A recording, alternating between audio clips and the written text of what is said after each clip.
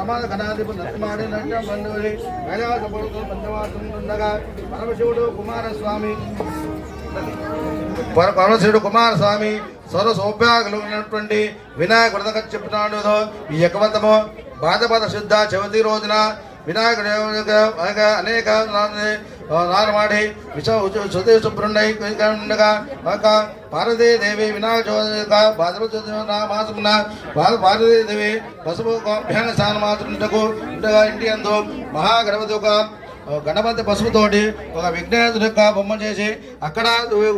తన గడపను ఉంచిన అది ఆ అమ్మ పార్వతీదేవి అభ్యాస స్నానానికి వెళ్ళిందను. అందుచేత అప్పుడు ఎవరు రావద్దని చెప్పి అక్కడ నేను ఆ తర్వాత మరుచోటి రోజు ఉదయం స్నానమాచరించుండగా ఆ పార్వతీ పరమేశ్వరుడు వచ్చి ఆ బాలుని సంవరించి ఓ బాలుడాన్ని చెప్ప ఎవరు అని అడగా అక్కడ నుండి ఆ బాలుడు అడ్డగించగా ఆ పార్వతీ పరమేశ్వరుడు